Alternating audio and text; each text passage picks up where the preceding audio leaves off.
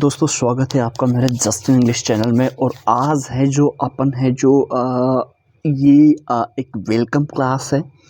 और ये स्पेशल जो रहेगी वो केबल और केबल सेकंड ग्रेड के फोकस से सेकंड ग्रेड को फोकस रखते हुए मैं इसको है जो कंप्लीट कोर्स में यहाँ पर करवाऊँगा। और स्पेशली जो ये है ये केबल और केबल सेकंड ग्रेड के स्टूडेंट्स के लिए ही है।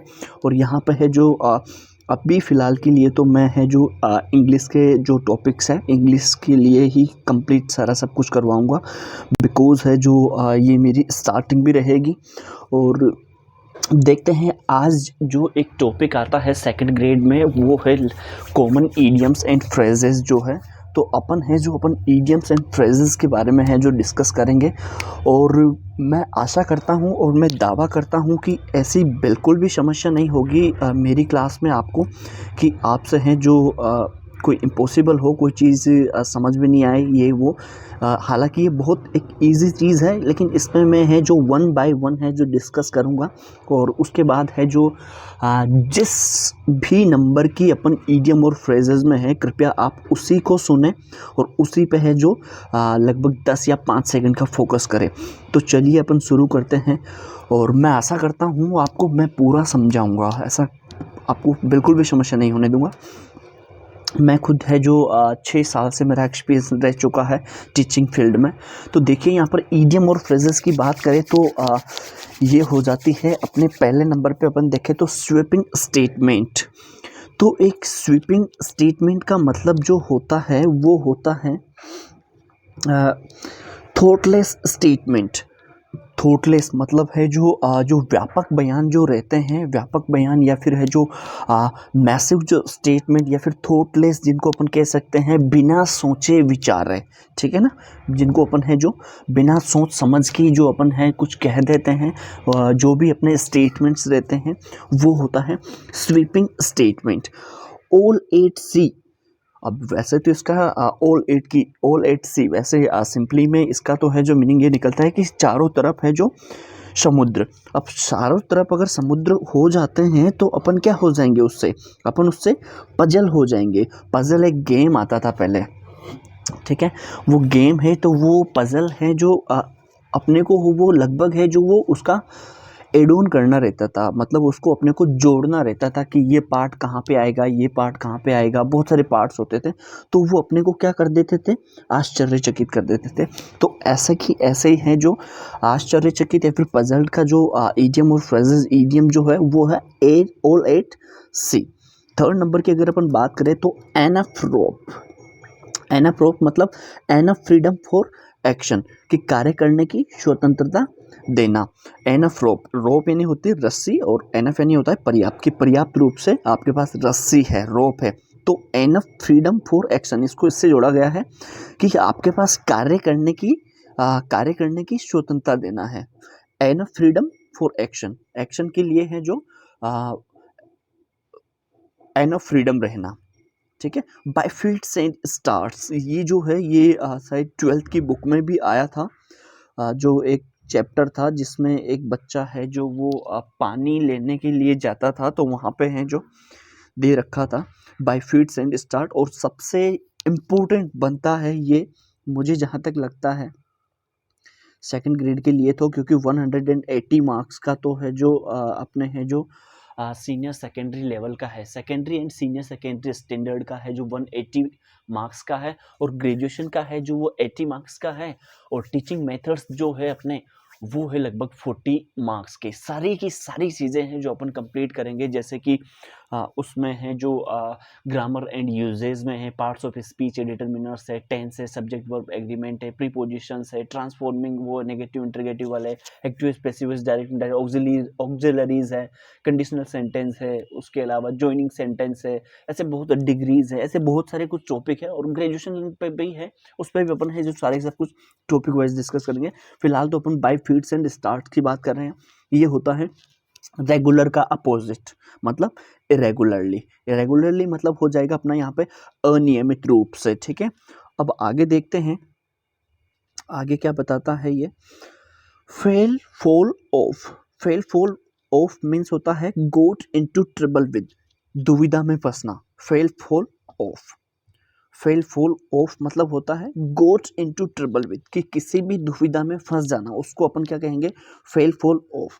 और ईडियम और फ्रेजेस का जो अपन यूज करते हैं, इनकी एक सबसे बड़ी है जो इम्पोर्टेंस ही रहती है कि ये सेंटेंस में है, जो सेंटेंस को ये बिल्कुल है जो अलंकृत कर देते हैं।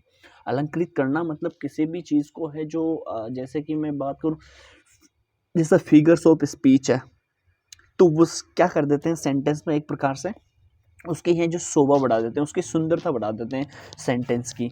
तो ये भी है जो वहीं पे काम आता है। या फिर है जो अपनी जो राइटिंग स्किल होती है, तो राइटिंग स्किल को इम्प्रूवड ही तभी माना जाता है जब उसमें ईडियम और फ्रेजेस का है जो और उसके अलावा जो फिगर्स ऑफ स्पीच का है उनका अगर यूज, अगर आप राइटिंग कोई भी कंटेंट लिखते हो उसमें अगर आप यूज करते हो इन सब सारी चीजों को, तो आपकी लैंग्वेज है बिल्कुल प्रोफेशनल लगेगी। फेल फुल ऑफ मीन्स मैंने बताया कि किसी भी दुविधा में फंसना। अब यहाँ पे देखो टोकन स्ट्राइक। टोकन स्ट्राइक मतलब होता है short strike held as warning, बड़ी हड़ताल की चेतावनी के लिए। टोकन स्ट्राइक मीन्स होता है short strike held as warning, मतलब बड़ी हड़ताल की चेतावनी, token strike. Face the music get reprimanded, किसी से जैसे फेस द म्यूजिक की म्यूजिक का सामना करना, मतलब एक प्रकार से अगर आप गाने का सामना करते हो, जो कभी कभी एक सैड सॉन्ग्स होते हैं, तो सैड सॉन्ग्स में अपन जो उसका सामना नहीं कर पाते हैं, या फिर सैड मूवीज जो होती है उनमें भी जो कभी कभी वो बीच में टोन आ जाती है, जब वो एक दूसरे से विरह ले रहे होते हैं, तो उसको फेस करना अपने लिए है जो बहुत बड़ी चीज़ हो जाती है। तो लगभग वो एक प्रकार से अपने को डांट खाने जैसी होती है। आलोचना झेलना, या फिर किसी की आलोचना झेलते हैं ना अपन, बस वही वाली चीज़ है। क्रिटिसाइज है जो उसको गेट करना। लुक डाउन अपॉन 8 नंबर पे है, look down upon. Look down upon का मतलब होता है हेट इंटेंसली, किसी से भी घृणा करना। अब आप जिससे अगर है जो, अब देखो यहाँ तक है जो, जहाँ तक इनको अपन यूज में नहीं लेते हैं वहां तक ये सब सारी चीजें हैं जो याद होना, हालांकि थोड़ा सा मैं एक डिफरेंट वे मान लेता हूँ। अगर कि ये आप इनको केवल है जो रटने के लिए बैठोगे तो फिर एक अलग बात हो जाती है, लेकिन इनको अपन है जो डेली रूटीन में अगर काम में लेते हैं, एक दिन में एक को भी अगर अपन लेते हैं ना जो नहीं हो अपने लिए, तो वहाँ पे थोड़ा सिंपल काम हो जाएगा। आगे देखते हैं। हाँ, तो लुक डाउन अपॉन का मतलब मैंने बताया किसी से भी घृणा करना। अब इसको आप कहीं जगह पे यूज ले सकते हो। और देखो flogging a dead horse, wasting time in useless effort. Dead horse में है जो फ्लोजिंग करना, बेकार कार्य में समय बर्बाद करना, ठीक है, तो इस वक्त तो आप नहीं कर रहे हो। अंडर अ क्लाउड 10 नंबर पे है, अंडर अ क्लाउड बादलों के नीचे रहना। बादलों के नीचे रहना मतलब अंडर सस्पिशन, शक के दायरे में रहना। अब देखो उसके बाद green thumb. Green thumb, green thumb क्या होता है, मतलब अपना है जो हरा अंगूठा।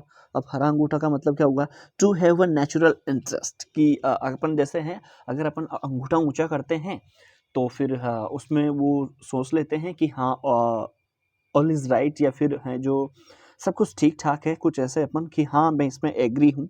हाँ, तो लेकिन अपन ग्रीन थंब अगर जो ईडियम अगर यूज़ करते हैं तो वहाँ पे है जो वो एक नेचुरल इंटरेस्ट हो जाता है अपनी स्वाभाविकता के साथ ही, ठीक है ना, या फिर अपनी स्वाभाविकता की, ठीक है ये तो होना ही था, या फिर ये ऐसा तो होता ही है, वो होता है स्वाभाविकता। आगे देखते हैं, बात करते हैं अपन प्लेड हैवॉक।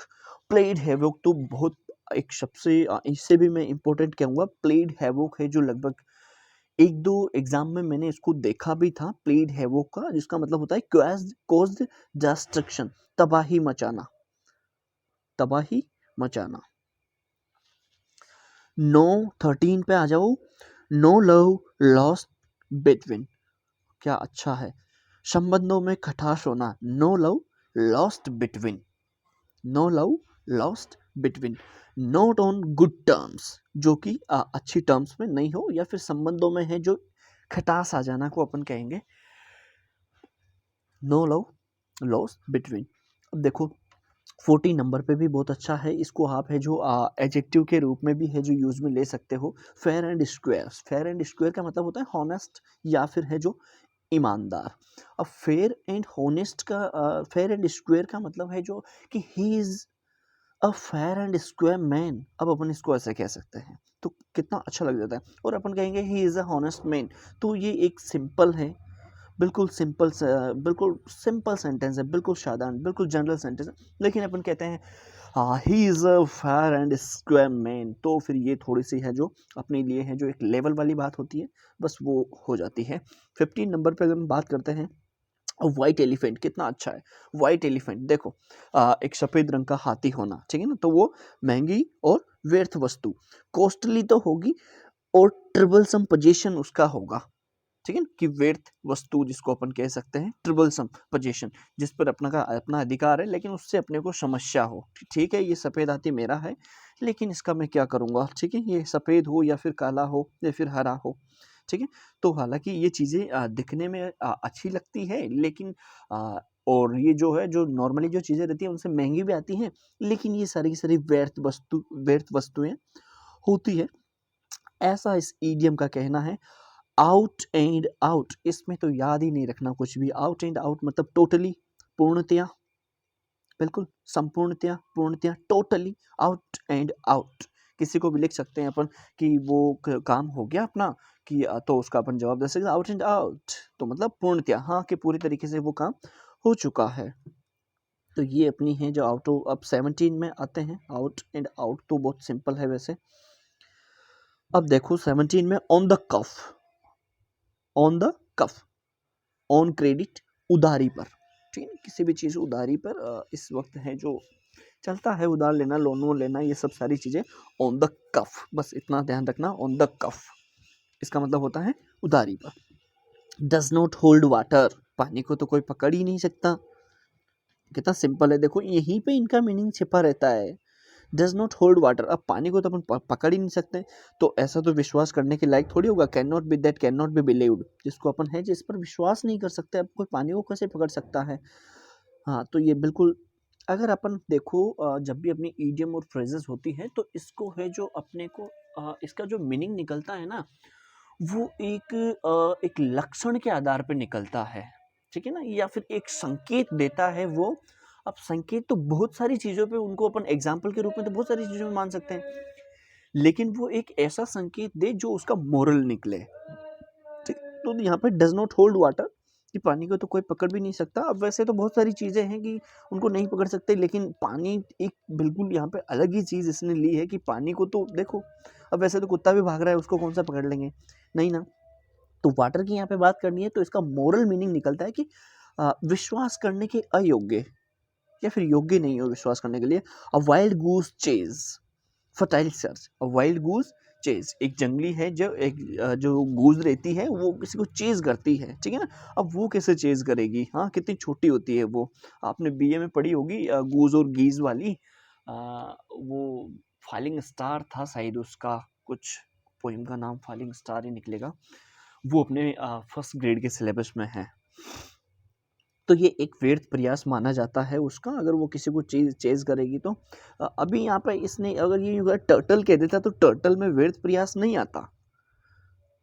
हाँ, टर्टल में तो कैसे आता, टर्टल तो कछुआ होता है, और कछुओं की तो हमेशा किताबों में क्या दे रखा है कि वो धीरे धीरे चलता है और जीत जाता है, ठीक है ना। तो यहाँ पे गूज की बात की गई है। अब देखो, in a tight corner, in a tight corner मतलब इन अ डिफिकल्ट सिचुएशन, कठिन परिस्थितियों में, इसका मीनिंग होता है इन अ टाइट कॉर्नर मतलब कठिन परिस्थितियों में।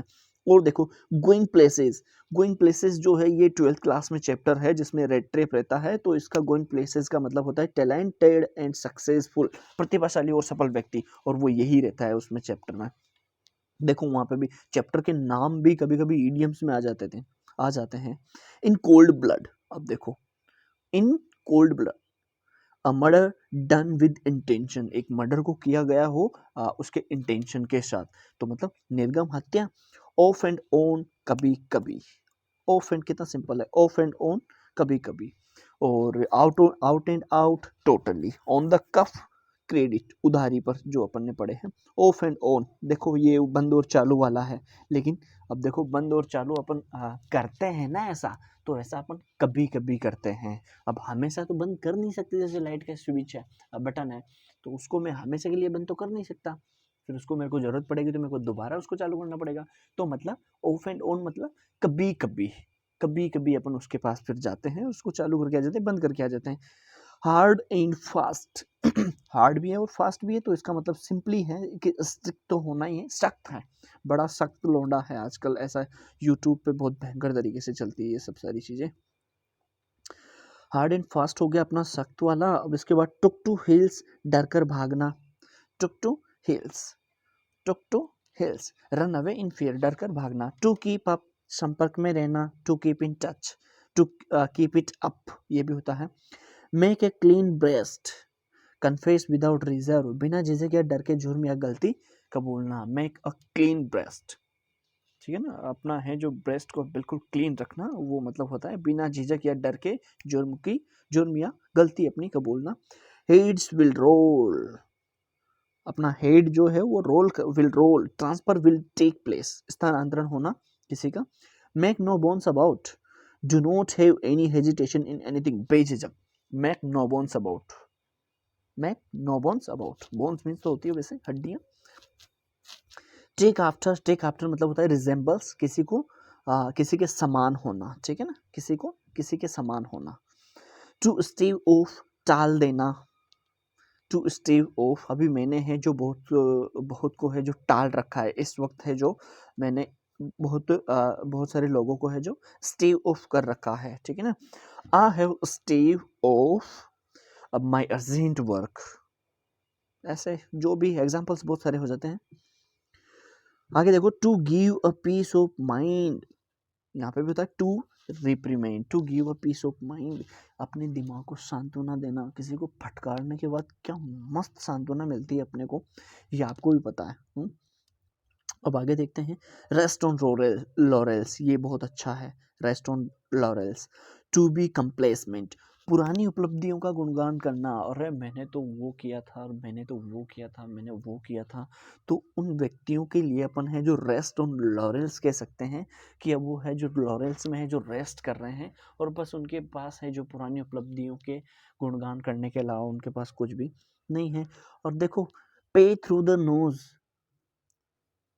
नाक से मुल्ले भरना मतलब अत्यधिक मुल्ले भरना, pay the extremely high price, draw on fancy, कल्पना करना, ड्रॉ ऑन फैंसी, फैंसी पे है जो ड्रॉ करना, किसी भी चीज़ को खींचना, रंगना, या फिर ड्रॉ करना किसी भी चीज़ को। यूज इमेजिनेशन, मतलब इमेजिनेशन का यूज करना मतलब कल्पना करना। Turn and honest living, turn and honest living, make an legitimate living, ईमानदारी से जीना। टर्न ऑन हॉनेस्ट लिविंग मतलब ये तो सिंपल सी चीज़ है, मेक एन लेजिटिमेट लिविंग, ईमानदारी से जीना। Give the game away, give the game away, give out the secret, राज खोलना मतलब किसी भी चीज़ का, किसी भी बात का राज खोलना। चेक बाई जोल, चेक बाई जोल मतलब होता है बहुत नज़दीक, वेरी नियर। तो फिलहाल के लिए इतना ही मेरे दोस्तों, अच्छा लगा हो वाकई, अगर तुम यहाँ तक वीडियो देख रहे हो और तुम्हारे लिए बिल्कुल भी हेल्पफुल है, तो अपन है जो कंप्लीट सेकंड ग्रेड का कोर्स करेंगे, और मैं आशा करता हूँ मैं तुम्हें इससे भी इम्प्रोवाइजेशन धीरे धीरे आता जाएगा। हालांकि ऐसी बात नहीं है, ये तो बिल्कुल सिंपल चीज़ें थी। इसके बाद अपन है जो ग्रामर लेंगे, उसके बाद ग्रेजुएशन स्टैंडर्ड का लेंगे, उसके बाद टीचिंग मेथड्स लेंगे, या फिर हो सकता है टीचिंग मेथड्स में साथ में ही ले लूँ, तो फिर है जो अपन यहाँ पे कंप्लीट सिलेबस करने वाले हैं दोस्तों। बहुत बहुत धन्यवाद, चैनल को सब्सक्राइब कर लेना, साथ ही बेल आइकन दबा लेना, वीडियो अच्छी लगी हो तो लाइक कर देना, और है जो अगर आप ज्ञान बांटना चाहते हो तो अपने दोस्तों के साथ शेयर कर दीजिए। Thank you so much.